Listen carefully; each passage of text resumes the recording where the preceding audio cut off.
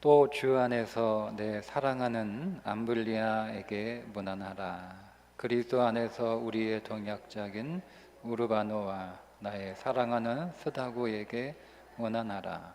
그리스도 안에서 인정함을 받은 아벨레에게 문안하라. 아리스도블로의 권속에게 문안하라. 아멘. 계속해서 우리 교회 섬김과 사역에 대해서 나누도록 하겠습니다. 지난 1년 동안 우리 교회 각 구석구석에서 여러분 충성스럽게 잘 섬겨 주셔서 우리 교회가 더 건강한 그리스도의 몸으로 성장할 수 있고 또 그렇게 세워질 수 있었습니다.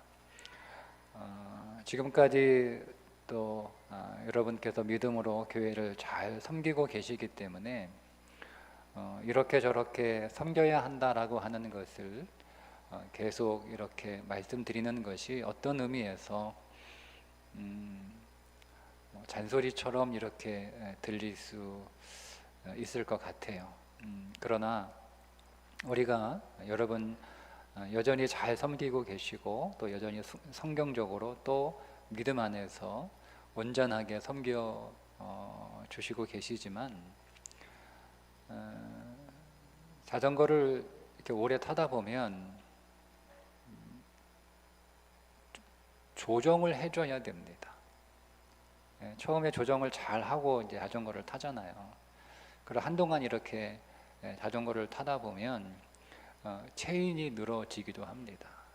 체인이 늘어지면 잘못하면 갑자기 체인이 기어에서 팍 빠져가지고 톱니바퀴에서 빠져가지고 헛돌기도 하고 넘어지기도 하고 큰 사고를 당하기도 하죠. 그래서 체인이 늘어지면 조정을 좀 이렇게 해줘야 됩니다.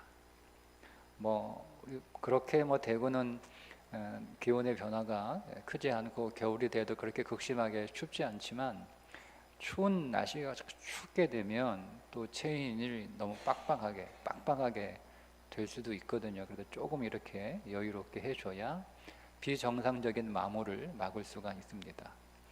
기어도 잘 조정을 해줘야 기어가 1, 2, 3, 4 착착착착 이렇게 올라가는데 오래 타다 보면 이 기어도 조금씩 틀어집니다. 그래서 기어가 잘 안 들어가는 경우도 있습니다. 그러다 보면 오오 하다가 전방 주시를 잘못해서 부딪히기도 하고 넘어지기도 하고 또 장애물이 있는데 그걸 피해야 되는데 기어 이렇게 신경 쓰다가 못 보고 이렇게 홀에 빠지기도 하고 그래서 넘어지기도 하는 일들도 벌어집니다. 모든 자전거들은 그게 10만 원짜리든 1000만 원짜리든 상관없이 어느 정도 우리가 자전거를 사용하게 되면 항상 조정을 해줘야 돼요. 조정을 1000만 원짜리 수천만 원짜리 자전거라고 해서 조정하지 않고 계속 탈 수 있는 건 아니에요. 수천만 원짜리 자전거도 어느 정도 우리가 사용하게 되면 꾸준히 계속 조정을 해줘야 우리가 사고 당하지 않고 또 그 자전거를 오랫동안 쓸 수가 있습니다. 그렇지 않고 이런 거 조정하지 않고 계속 그냥 굴러가니까 괜찮겠다고 계속 이렇게 사용하다 보면 자전거를 제 수명의 대로 사용하지 못하고 금방 이렇게 부서지거나 망가지거나 쓸 수 없는 그런 상태가 되는 것처럼 우리가 사역을 잘하고 있지만 정기적으로 오늘 우리의 사역의 마음과 자세와 태도를 조정해 줘야 됩니다. 내가 사역하다 보면 느슨해질 수도 있거든요. 또 내가 사역하다 보면 또 너무 빡빡하게 사역할 수도 있고요. 내가 사역하고 있는데 하나님의 말씀 앞에서 하나님이 우리에게 요구하시고 명령하신 대로 교회를 잘 섬기고 있는가 점검해 줄 필요가 있습니다. 그래서 여러분 잘하고 계시지만 우리가 다시 한번 점검해 보는 차원에서 오늘 우리의 사역의 마음과 태도, 우리의 자세는 어떠한가 한번 조정하는 시간을 가졌으면 좋겠습니다. 오늘 말씀에 로마서 16장에 이제 바울이 문안하며 교회를 정말 아름답게 충성들에게 섬겼던 사람들의 이름이 쭉 이렇게 나오게 되는데 오늘 8절과 9절, 10절에도 몇 명의 사람들의 이름이 언급되고 또 그들에게 문안하라 또 이렇게 바울이 전하고 있습니다. 한 사람 한 사람 오늘 좀 우리가 이름을 좀 나오는데 한번 좀 살펴보도록 할게요. 먼저 8절에 보면 내 또 주 안에서 내 사랑하는 암블리아에게 문안하라 이렇게 쓰고 있습니다. 이거를 의미를 좀 살려서 다시 번역을 하면 내가 유독히 사랑하는 암블리아입니다. 내가 주 안에서 내 사랑하는 게 너무 좀 우리 건조하게 번역이 되어 있잖아요. 그냥 통상적으로. 그런데 이 원래 이 문장의 의미는 내가 아주 특별하게 사랑하고 내가 유독 사랑하는 암블리아 이렇게 부르고 있습니다. 바울이 그렇게 암블리아를 부르고 있는 거예요. 근데 도대체 암블리아가 어떤 사람이길래 바울이 그를 특별히 사랑한다, 내가 유독 사랑한다 라고 하는 표현을 썼을까 하는 거예요. 우리는 암블리아에 대한 정보는 성경에 없습니다. 다만 그의 이름을 통해서 그가 어떤 사람이었는지에 대한 추정이 가능한데 암블리아라고 하는 그의 이름을 통해서 그가 아마 노예였을 것이다 라고 추정합니다. 왜냐하면 그가 노예였을 것이라고 추정하는 뒷받침하는 증거가 발견이 됐는데 로마 최초의 카타콤, 지하 도시죠. 로마 박해 시대에 이제 그리스도인들이 너무 박해가 심하니까 지하 불로 이렇게 파고 들어가서 지하 땅속에서 살아서 그걸 카타콤이라고 부르는데 최초의 카타콤 도미틸라라고 부릅니다. 도미틸라를 최초의 카타콤이라고 부르는데 그 도미틸라 카타콤에 묘지가 있어요. 그러니까 카타콤은 반드시 묘지가 같이 있어요. 그래서 사람들은 묘지하고 일상생활이 항상 같이 있는 거예요. 이게 영적인 의미가 굉장히 크죠. 죽음과 삶을 초대교회 성도들은 분리하지 않았어요. 그들에게 곧 삶은 죽음이고 죽음은 곧 삶이었습니다. 그런 신앙의 삶을 살았던 자들이 로마 시대의 초대교회 성도들이죠. 그 묘지에 굉장히 크게 그리고 아주 화려하게 글자로 적혀진 이름이 하나 있는데 암블리아라고 하는 이름이 적혀져 있습니다. 그런데 암블리아 딱 이름 하나만 적힌 거예요. 그러니까 오늘 우리는 이름이 2개죠. 성화그 이름이 있죠. 근데 여러분 미국 사람들은 이름이 3개죠. 그러니까 로마 사람들도 이름이 3개예요. 그러니까 보통 그가 일반적인 로마 시민이었다면 암블리아라고만 이름을 달랑 쓰지 않고 그 앞에 2개의 이름 혹은 앞뒤로 또 하나 이름 이렇게 해서 3개의 이름을 적는 것이 일반적이에요. 그런데 이름이 하나만 달랑 이렇게 적혀 있는 것을 보면 그러니까 성이 없거나 이렇게 이름만 있거나 아니면은 미들네임만 있거나 아니면 퍼스트네임만 있거나 이렇게 있는 거예요. 그러니까 이 암블리아는 노예였을 것이다 라고 추정을 합니다. 그런데 그의 이름이 굉장히 크게 적혀 있는 것이고 또 그의 이름이 굉장히 화려하게 적혀 있는 것을 보면 아주 로마 교회에 굉장히 큰 기여를 했던 사람이라고 보여지는 거죠. 그런데 그가 노예였다는 겁니다. 노예. 그러니까 바울이 그 노예라고 일단 그렇게 우리가 인정을 하고요. 그 노예였던 그 암블리아를 내가 그를 유독 사랑한다. 내가 그를 아주 특별히 사랑한다. 이렇게 전하고 있는 것을 보면 암블리아는 노예였음에도 불구하고 로마가 계급사회 아니에요. 그 계급사회는 로마, 그 교회도 역시 그것을 그렇게 벗어날 수가 없음에도 불구하고 그 교회 안에서 굉장히 특별한 지위를 차지하고 있었던 사람이 암블리아라고 보통 우리는 추정을 합니다. 그가 왜 그렇게 특별한 탁월한 어떤 그런 위치에 있었던 사람으로 인정을 받고 있는가? 아마도 암블리아가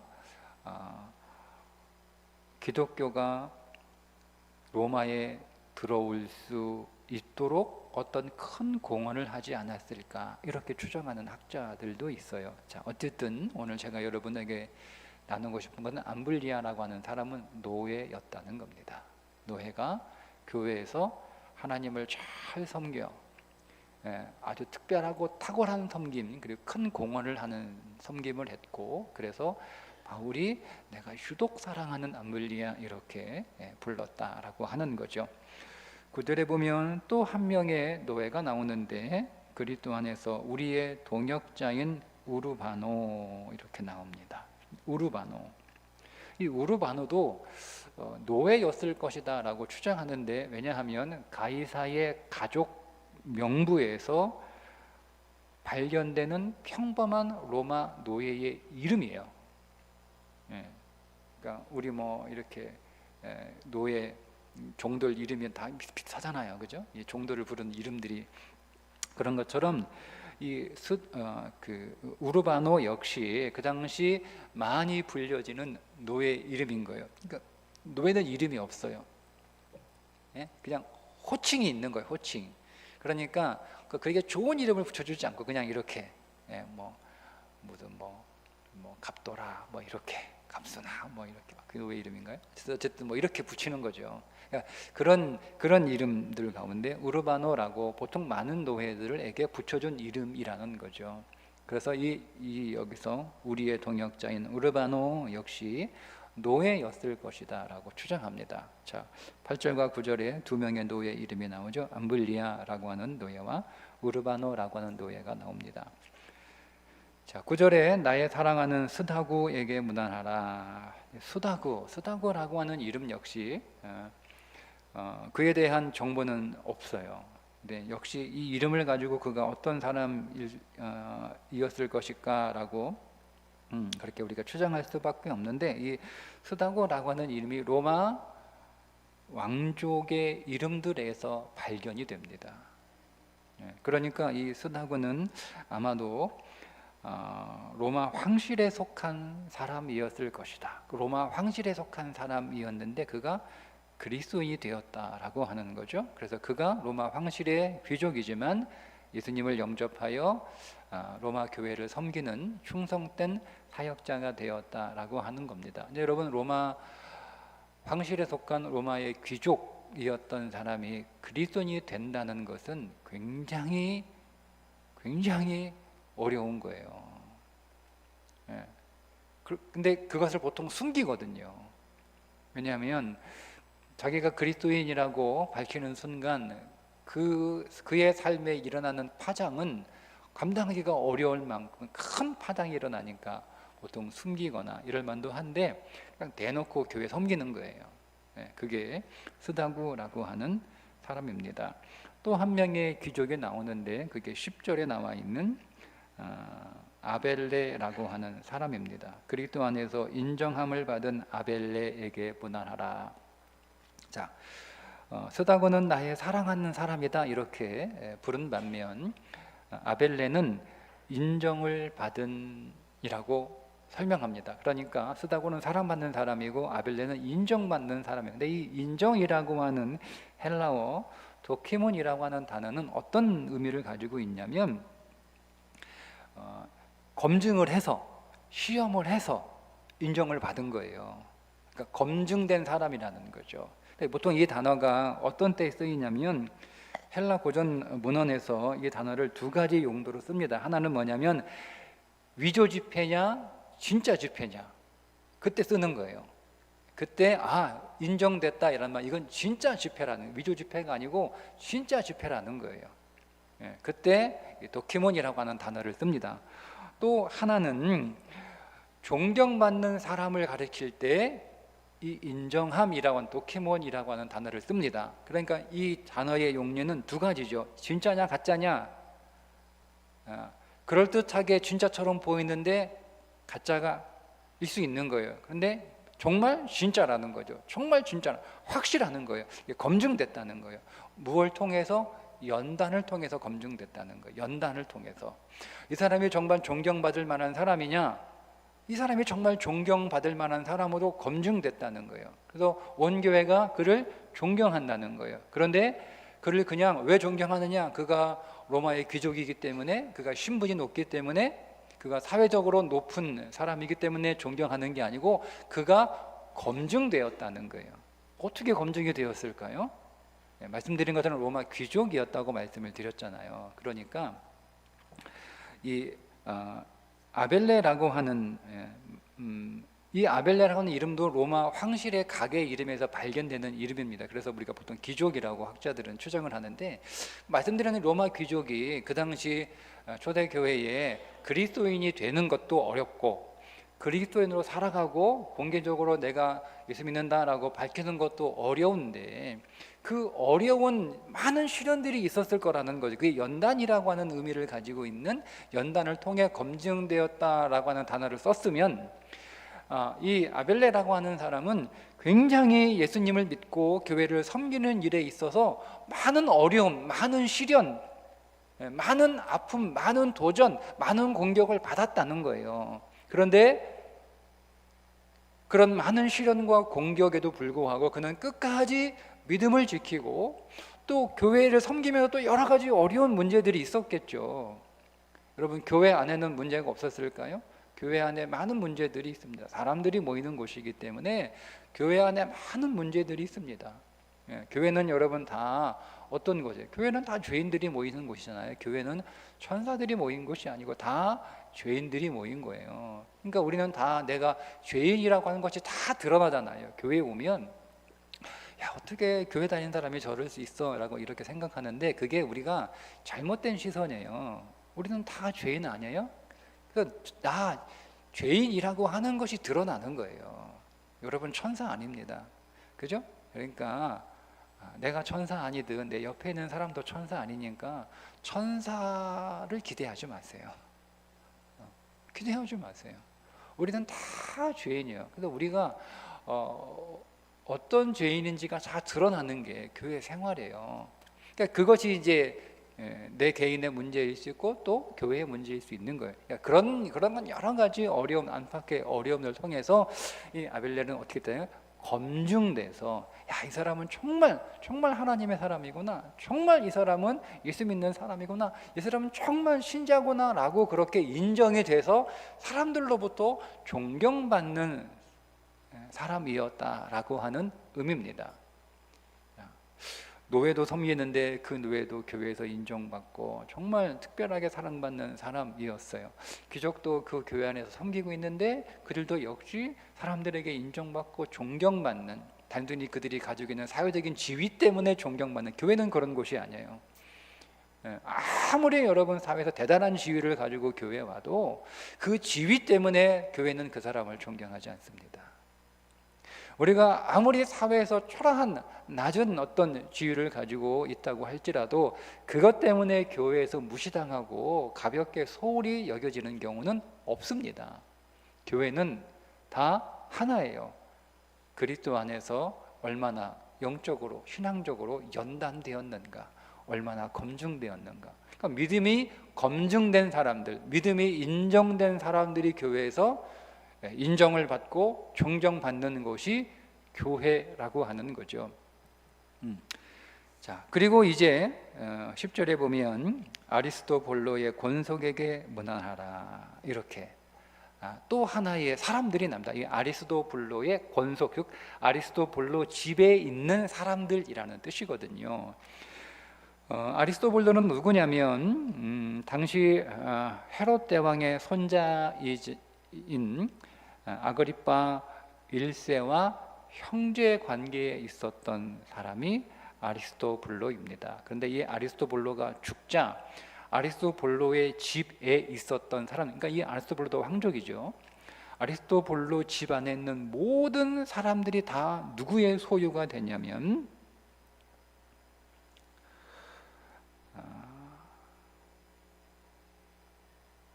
글라우디오 황제의 소유가 됩니다. 이 사람이 죽으니까. 그러니까 그 아리스토블로에 있는 그 권속이 그 집에 있는 가족일 수도 있고 그 집에 있는 노예일 수도 있는데, 다른 사람의 소유가 되니까 노예일 확률이 굉장히 높아요. 그러니까 아리스토블로 집에서 아리스토블로를 섬기고 있었던 노예들이 주인이 죽자 그들의 소유권이 누구에게 넘어가냐면 글라우디오 황제의 소유로 넘어갑니다. 그래서 글라우디오 황제 집으로 다 가는 거예요. 근데 그 사람들이 교회에서 열심히 섬겼다는 거예요. 주인이 바뀌었는데. 주인이 바뀌었는데도 열심히 섬기는 거예요. 여러분, 아리스토블로는 자기들에게 잘해주고 또 아리스토블로가 신앙인이었으면 예배드리기도 하고 그렇게 했겠죠. 근데 글라우디오 황제는 그렇지 않잖아요. 그러니까 그들이 상황이 바뀐 거예요. 여러분, 이런 거죠. 내가 지금 다니고 있는 직장에서는 교회를 다니기가 참 수월해. 내가 지금 하고 있는 이 직업에서는 내가 교회를 다니고 교회를 섬기는 일들이 굉장히 수월해. 그러다가 어느 날 내 직업이 바뀔 수 있고 직장이 바뀔 수 있잖아요. 내 삶의 환경이 달라질 수 있잖아요. 그런데 그렇게 환경이 달라요. 그래서 내가 새로 다니는 직장이나 내가 새로 하게 된 이 일은 그전 직장과 그전 일보다는 더 교회를 섬기기가 좀 더 어려운 거예요. 그럼에도 불구하고 환경과 상황은 더 불리해졌지만 역시 변함없이 하나님의 교회를 섬기는 일에는 여전히 똑같다. 이게 아리스토블로의 권속들에게 무난한 이유예요. 주인이 바뀌었는데 똑같이 섬기는 거예요. 상황이 바뀌는데 똑같이 섬기는 거예요. 상황이 바뀌었다고 해서, 직장이 바뀌었다고 해서, 내가 일이 바뀌었다고 해서 달라지는 게 아니죠. 그래서 무난하다, 이렇게 교회를 참 잘 섬겼다, 이렇게 바울이 전하는 것입니다. 자, 오늘 우리가 사람들을 좀 한번 만났는데, 사람들의 이름을 또 우리가 보았지만 크게 보면 오늘은 어떤 사람, 두 부류의 사람이죠. 노예와 또 귀족 출신, 왕족 출신의 사람들이 교회를 섬겼다는 거예요. 이것을 우리에게 적용할 때 어떻게 적용해야 될까? 우리에게는 두 개의 마음이 있어야 돼요. 하나는 노예의 마음과 하나는 주인의 마음. 우리에게는 두 마음이 있어야 되는 거. 귀족의 마음이기도 하고 왕족의 마음이기도 하죠. 교회를 섬기는 사람은 항상 두 개의 마음과 두 개의 자세와 두 개의 태도를 가지고 있어야 된다라는 겁니다. 이것을 바울이 에베소서에서 이렇게 쓰고 있습니다. 한번 제가 읽어보겠습니다. 에베소서 5장 5절부터 9절입니다. 종들아, 두려워하고 떨며 성실한 마음으로 육체의 상전에게 순종하기를 그리스도께 하듯 하라. 눈 가림만 하여 사람을 기쁘게 하는 자처럼 하지 말고 그리스도의 종들처럼 마음으로 하나님의 뜻을 행하고 기쁜 마음으로 섬기기를 주께 하듯 하고 사람들에게 하듯 하지 말라. 이는 각 사람이 무슨 선한 일을 행하든지 종이나 자유인이나 주께로부터 그대로 받은 줄을 알미라. 상전들아, 너희도 그들에게 이와 같이 하고 위협을 그치라. 이는 그들과 너희의 상전이 하늘에 계시고 그에게는 사람을 외모로 취하는 일이 없는 줄 너희가 알미라. 자, 우리가 이 말씀을 표면적으로 보면 노예들에게 하는 말씀이에요. 종들에게 너희들이 종의 신분, 그래서 종으로 살고 있는데 너희들이 종으로 일할 때 성실한 마음으로 일하고 그리스도께 순종하듯 너희의 주인에게 순종해라. 눈가림만 하는 식으로 그냥 단순히 사람을 기쁘게 그런 식으로 일하지 말고 그리스도의 종들처럼 마치 하나님께 하듯 기쁜 마음으로 사람한테 하듯 하지 말고 하나님께 하듯 그렇게 섬겨라, 이렇게 말하는 거예요. 표면적으로. 또 표면적으로는 상전들에게 너희도 그렇게 하는데 너무 종들 위협하지 마. 너무 종들 그렇게 막 억세게 다루지 마. 하나님이 다 보고 계시니까 인자함과 긍휼로 종들을 대해라, 이렇게 하는 말씀. 표면적으로는 그래요. 근데 여러분, 이 말씀이 우리에게 적용되려면 하나님의 말씀은 영원한 말씀이잖아요. 근데 오늘 우리는 종이 있는 것도 아니고 상조도 있는 것도 아니고, 그러니까 이 말씀은 우리에게 어떻게 적용되냐면, 우리가 교회를 섬기거나 우리가 어떤 일을 할 때 우리 안에 항상 두 가지 마음과 태도가 있어야 한다는 거죠. 하나는 종의 마음이에요. 종의 마음으로 성실하게 최선을 다해서 사람에게 보이기 위하여 그렇게 일하지 말고, 사람들이 볼 때만 일하지 말고, 사람들이 알아줄 때만, 사람들이 칭찬해 줄 때만 일하지 말고, 사람들에게 보여주기 위해서, 사람들에게 드러내기 위해서 일하지 말고, 하나님의 말씀에 내 뜻과 내 기분과 내 감정과 내 기분에 따라 일하지 말고 하나님께 순종하듯 교회 안의 질서에 순종하고 교회의 요구에 순종하는 섬김을 하라는 거예요. 종의 마음이죠. 종의 태도죠. 그런데 그것을 사람한테 하는 것이 아니라 하나님께 하듯 하나님께 섬기듯 그리스도께 순종하듯 그렇게 섬기라는 거예요. 그리고 우리 안에 주인의 마음이 있죠. 주인의 마음. 그 주인의 마음은 어떤 마음입니까? 겸손한 마음이에요. 겸손한 마음. 겸손한 마음. 위세 부리고 허령하고 뭐 그런 태도가 아니라 정말 겸손한 마음으로. 이것이 우리 안에 두 개의 마음이 있어야 한다는 거죠. 그것이 가장 잘 섬기는 그리스도인의 섬김이라고 오늘 성경이 우리들에게 말씀하고 있습니다. 이것을 우리가 잘 균형 잡기가 사실 어렵습니다. 그래서 기도하셔야 됩니다. 우리 교회가 지난 1년 동안 그렇게 된 건 아니죠. 우리는 오래전부터 계속 그런 훈련들을 조금씩 해왔습니다. 무슨 일을 하든 반드시 그 전에 기도하는 거죠. 우리 교회가 어떤 사역을 위해서 물론 여러분들이 뭐 개인적으로 뭐 교사로도 섬기고 또 찬양 대원으로 찬양단으로 또 식당과 주차로 뭐 이렇게 우리가 여러 가지 여러분 섬겨서 여러분 섬김을 여러분 기도하고 계시지만 그러나 오늘 우리 교회가 어떤 행사를 두고 이렇게 대대적으로 온 교회가 함께 기도했던 그 출발은 우리 아이들 중국 갈 때였습니다. 중국으로 선교 훈련 보낼 때 너희들은 선교 갈 정도의 수준은 안 되니까 가서 선교 훈련 받고 와라 해서 애들 보냈잖아요. 근데 그 목적이 사실은 제가 기도 훈련 시키려고 한 거예요. 애들 보고 야 너희들 기도해야 돼 기도해라고 하면 애들 기도 안 하잖아요. 너희들 중국 간다. 중국 간다고만 얘기했어요. 중국 어디 가는지도 몰라. 그러니까 중국 가고 비행기 탄다니까 다들 좋은 줄 아는 거예요. 비행기 뭐 얼마나 타고 싶어요. 중국 간다.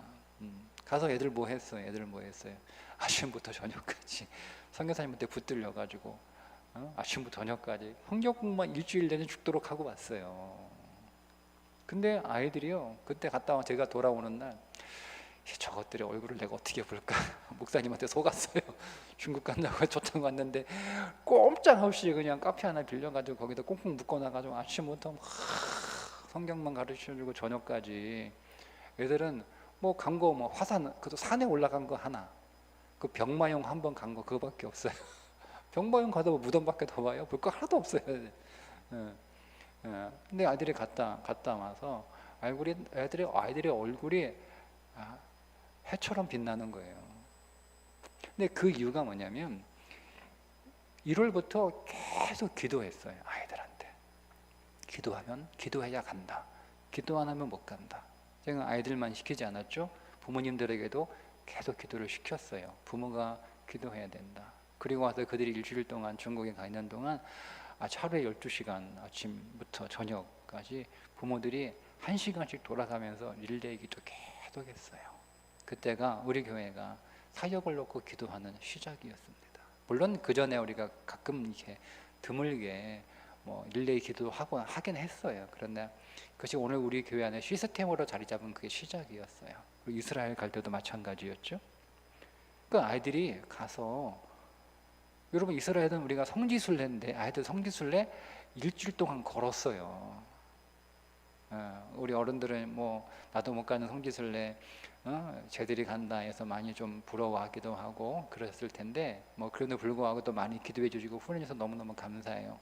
근데 아이들 가서 관광 갔다 온 게 아니라 그 사막을 걷고 왔어요. 그러니 여러분 애들이 평상시에 뭐 걸었겠습니까? 늘 뭐 부모님이 차 태워다 주고 뭐 대중교통 이용하고 다니던 애들이 뭐 얼마나 걸었겠어요. 근데 그 애들이 계속 걸은 거예요. 근데 그것도 마찬가지로 이 1월부터 기도하는 거예요.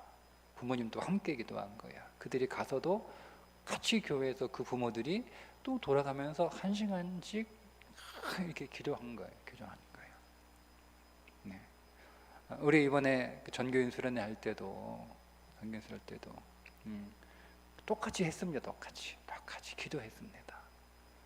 똑같이 2달에 걸쳐서 매주마다 구역팀, 사역팀들 와가지고 매주 여기서 찬양하고 기도하고 예배하고 그렇게 1시간씩 했습니다. 그러다 보니 우리 교회는 사역하는 사람들은 기도하는 사람들이다. 이게 어느 정도 갖추어졌어요. 그리고 우리가 사역을 하면 기도해야 된다라는 것도 어느 정도 갖추어졌어요. 그런 생각이 들어요. 내년부터 우리 교회 사역하려면 기도해야 된다. 기도 안 하면 이제 사역할 수 없다. 새벽 예배를 나오든 수요 부모 기도회를 나오든 금요 성령 기도회를 나오든 기도해야 된다. 그럼 다 하시겠다는 거예요. 그래도 네. 아니 그냥 가서 사정해서 꼭 올해 뭐 해주세요, 해줘야 돼 이렇게 하는 상황인 뭐 교회들도 없지 않아 있는데 우리는 거기다 기도 안 하면 사역할 수 없다. 사역하려면 반드시 기도해야 된다. 왜냐하면 여러분 기도하는 사람이 사역해야 열매가 있습니다. 여러분 우리가 사역 왜 합니까? 우리 일하는 건 아니잖아요. 목적 있죠. 열매. 내 안에 열매가 맺혀야 되는 거예요. 가장 먼저 내 안에 사역을 통해서 열매가 있어야 되는 거예요. 그러니까 여러분 사실은 사역은 우리가 교회를 섬기고 교회를 위한 것이지만 사실은 결국 따지고 보면 나 좋아서 하는 거예요. 나 좋아서 하는 거예요. 제가 새벽 예배 없다고 말씀을 드렸잖아요. 다니엘 기도회 기간에. 그죠? 근데 오전 6시가 되면 온라인 새벽 기도가 딱 뜨잖아요. 저 혼자 합니다. 목사님 왜 하세요? 나 자신을 위해서 합니다. 나를 위해서 합니다. 아무도 없어요. 근데 문 잠궈놔요. 아무도 못 들어오게. 네. 그리고 저하고 저희 아내하고 둘이 새벽에 합니다. 1차적인 목적은 저 자신을 위해서예요. 저 자신을. 그 시간이 제게 너무나 좋습니다. 하나님이 제게 주시는 말씀의 풍성함이 너무나 풍성하기 때문에 제가 그 시간을 놓치기가 싫은 거예요. 예. 그 시간이 저는 기다려지고 너무 즐겁고 행복하고 그 섬김을 그 사역을 위해서 제가 준비하는 시간이 너무너무 좋아요. 지금도 내일은 새벽 기도하고 잠깐 성경 보면서 이렇게 연구하다 올라왔어요. 그러니까 1차적으로 그리고 본질적으로 섬김은 나 자신을 위한 거예요. 근데 그게 열매가 되려면 기도하셔야 됩니다. 기도하셔야 됩니다. 사역을 위해서 기도하십시오. 기도하지 않는 사역은 열매를 얻을 수 없습니다. 쓴 물이 나오기가 쉽습니다. 오늘 저와 여러분이 지금까지 그렇게 충성스럽게 잘 섬겨 주셔서 너무 감사합니다. 다시 한번 우리가 다시 2024년 교회를 섬기기 전에 하나님 앞에 기도하면서 우리 자신을 한번 점검해 봅니다. 내 안에 하나님의 종, 그리스도의 종이라고 하는 마음이 있는가? 내 안에 겸손한 주인의 마음이 있는가? 이 마음이 우리 안에 오롯이 세워지기를 주님의 이름으로 축복합니다.